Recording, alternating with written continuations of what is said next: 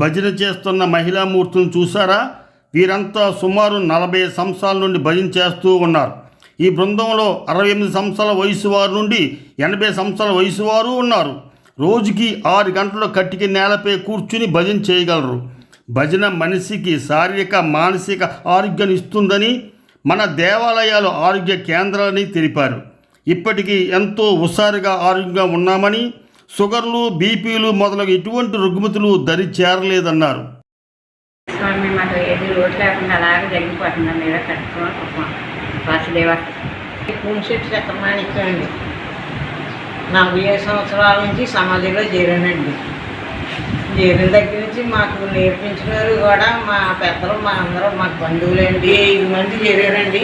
ఇప్పుడు కొంతమంది స్వర్గస్థులు అయిపోయారు. ఇప్పుడు 15 మంది ఉన్నారండి. మేమందరూ కూడా ఐకమత్యంగా ఆనందంగా 108 సార్లు హనుమంతుని చేసుకోవడం, మరి వినాయకుడు దేవీ నవరాత్రులకి వినాయకుడు సంబరం చేసుకోవడం, వినాయకుడి సైతికి దేవీ నవరాత్రులకి అమ్మవారి పూజకి పాలు పొందడం, భజన చేసుకోవడం ఉంటే అక్కడ మేము పాలు పొందుతున్నామండి. మేమందరూ కూడా మా సమాజానికి మాకు ఏమీ లోటు లేదండి. శ్రీరామ జయ రామ జయ జయ రామ, శ్రీరామ జయ రామ జయ